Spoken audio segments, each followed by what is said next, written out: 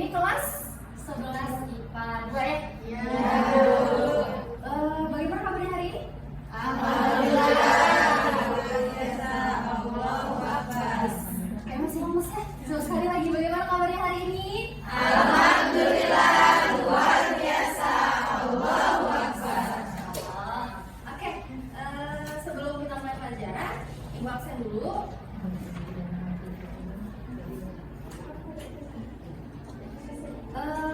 Siapa nih yang nggak masuk? Oh, Cesar. Kenapa Cesar nggak masuk? Sakit. Sakit. Ya, kita doain semoga Cesar cepat sembuh, terus besoknya bisa ke sekolah lagi. Amin. Oke, kita langsung aja. Jadi hari ini kita bakal ngebahas tentang gangguan pada sistem ekspresi pada ginjal. Oke, minggu lalu masih ingat kita belajar apa? Minggu lalu kita belajar tentang pembentukan urin. Iya, pembentukan urin. Oke, minggu lalu belajar tentang pembentukan urin. Ada berapa sih tahapan pembentukan urin? Siapa yang tahu? Ada berapa tahapannya? 3. Iya benar, pinter Dea. Ada 3. Tidak tahu juga Dea. Oke, ada 3 tahapan pembentukan urin. Ada apa aja? Oke, Dea tadi jawab ya. Filtrasi. Oke, yang pertama filtrasi, yang kedua oke, reabsorpsi, yang ketiga augmentasi. Oke, masih ingat berarti ya pelajaran minggu lalu filtrasi, augmentasi, sama reabsorpsi. Nah, itu terkait sama minggu lalu. Nah, hari ini kita lanjutin nih sama topiknya tentang ginjal, tapi kita bahas gangguannya. Gangguan pada ginjal kan banyak ya. Nah, kita fokus ke satu kali ini. Apa yang terjadi jika di dalam tubuh kita ada gangguan pada sistem ekskresi, khususnya pada ginjal? Oke, kita flashback dulu ke materi di awal-awal. Fungsinya ginjal tuh buat apa sih? Apa? Oke, menyaring. Ginjal ya? Ginjal. Oke, ginjal fungsinya buat menyaring atau filtrasi. Menyaring atau filtrasi. Terus, ngapain lagi fungsinya ginjal? Mengeluarkan apa sih? Zat. Iya, urin. Berarti dia mengeluarkan zat. Mengeluarkan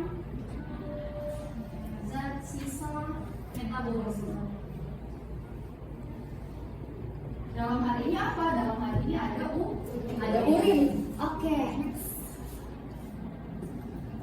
Oke, kira-kira ini gambar ginjalnya warna apa? Oh ya, rusak ya. Nah, oke, jadi gambar ini adalah gambaran dari gagal ginjal. Nah, ini yang kita pelajari hari ini, kita topiknya gangguan pada ginjal, khususnya di gagal ginjal.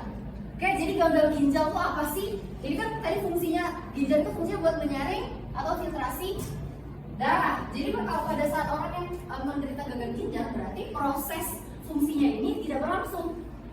Oke, next kita ke KD dan IPK-nya. Oke, KD pembelajaran kita hari ini itu menganalisis hubungan antara struktur jaringan penyusun organ pada sistem ekskresi dan kaitannya dengan bioproses dan gangguan fungsinya. Nah, IPK-nya atau indikator pencapaiannya ada 3. Yang pertama itu mendiskusikan gangguan pada sistem ekskresi, khususnya di gagal ginjal. Yang kedua, mendiskusikan upaya apa. Jadi, salah satu manfaat kita belajar hari ini, kita lebih aware, lebih menghargai tubuh dengan menjaga kesehatan ginjal. Jadi upaya apa yang kita bisa lakukan untuk mencegah penyakit gagal ginjal? Yang ketiga, menganalisis teknologi yang berkaitan dengan penyakit gagal ginjal. Oke, tujuannya seperti yang tertera, peserta didik berarti bisa dengan bantuan RKBD bisa mendiskusikan sistem ekspresi di gagal ginjal, upayanya dan teknologi apa yang diadakan. Oke, ini Ibu lihat sudah duduk berdasarkan kelompok ya. Jadi kemarin kita sudah Ibu sudah membagikan quizzes untuk pretest. Ya. Oke, jadi sudah berdasarkan kelompok 1 Dina dan kawan-kawan di STEAM ini. Studi kasusnya. Nah, studi kasusnya ini yang baru-baru ini terjadi. Oke, dilansir dari Nasional Kompas, Kementerian Kesehatan melaporkan peningkatan kasus gagal ginjal akut yang serius katanya. yang mencapai 300 kasus di 31 Oktober 2022. Begitu pula dengan angka kematian yang mencapai 159 anak. Jumlahnya meningkat dari sebelumnya yang tadinya 157 meningkat menjadi 40 anak yang dirawat, 99 dinyatakan sembuh, dan yang meninggal 159 kasus, berarti 50% ya. Nah, lanjut. Oke. Tahukah kamu itu ganggaran ginjal normal, gagal ginjal akut, dan gagal ginjal kronis. Jadi klasifikasi gagal ginjal itu ada yang akut, ada yang kronis. Gagal ginjal terjadi ketika seperti yang Ibu bilang tadi, pada saat tubuh tidak mampu menyaring darah. Ciri-cirinya gimana? Ciri-cirinya urinnya keluarnya sedikit, lemas, pucat, pusing. Nah, lanjut, kita mulai kerjain LKPD. Udah bisa akses LKPD-nya? Oke, silakan boleh sedikit melingkar membentuk kelompok.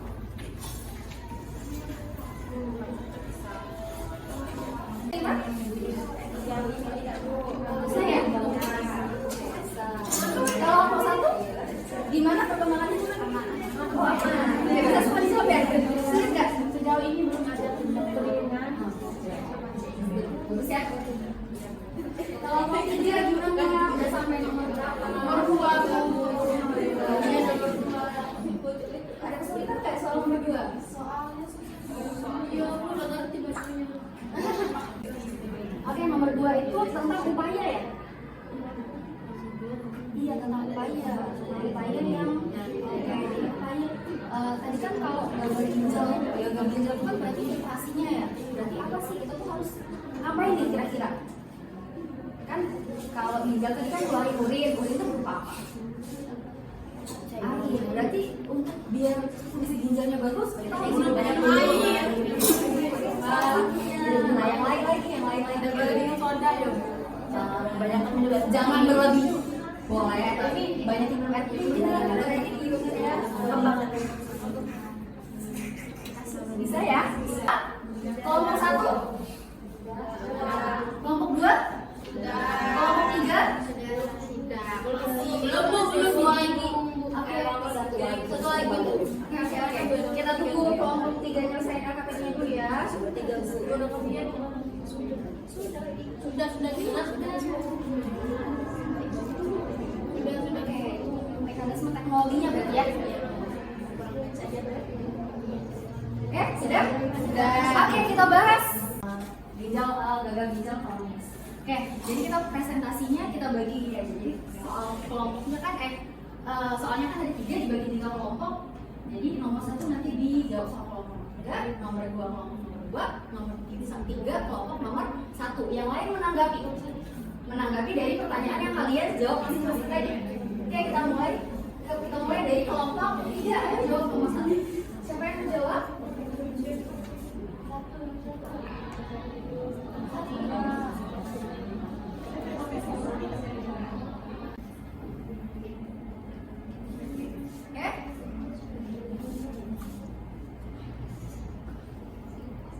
Mei mau jawab? Iya. Oke, yang lain kita dengerin perwakilan prestasi kalau perwakilan dari kelompok 3 mau menjawab pertanyaan nomor 1. Ya Bu, berdasarkan pertanyaan nomor 1 tadi, gagal ginjal itu terjadi ketika ginjal tidak mampu menyaring darah dan membuang cairan serta zat limbah tubuh. Ketika mengalami gagal ginjal, seseorang akan mengalami beberapa gejala seperti berkurangnya jumlah urin, pembengkakan di kaki, sesak nafas, lemas hingga pucat. Gagal ginjal biasanya merupakan tahap akhir dari penyakit ginjal di mana kerusakan pada ginjal sudah cukup berat atau berlangsung lama. Oke. Terima kasih kepada kelompok 3. Ada yang mau menambahkan? Kapan dia disebut gagal ginjal akut dan kapan disebut gagal ginjal kronis? Kelompok 1, kelompok 2? Ada dulu. Gagal ginjal kronis itu mengalami kerusakan dalam jangka yang panjang. Oke. Kalau satu lagi? Satu lagi kita tahu dulu. Oke. Satu lagi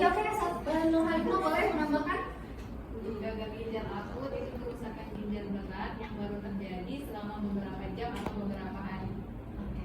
Oke, bagus. Kasih tepuk tangan juga buat teman-teman. Jadi perbedaan antara gagal ginjal akut dan kronis itu kalau benar tadi kata Dwiki, kata Nur Halimah, untuk yang akut itu dia beberapa jam atau dalam beberapa hari. Ciri-cirinya gini ya.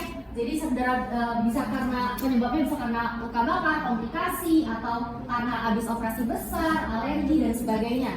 Nah, satu lagi kalau dia pada saat gagal ginjal kronis,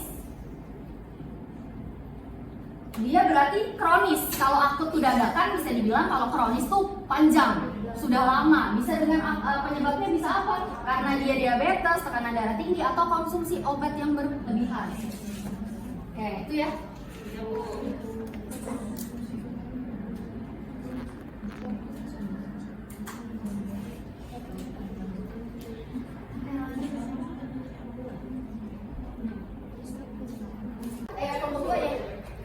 Untuk mencegah gagal ginjal yang bisa dilakukan ada beberapa upaya. Yang pertama, menerapkan gaya hidup sehat, misalnya banyak minum air putih, tidak merokok dan menghindari asap rokok, tidak minum minuman beralkohol, serta rajin berolahraga.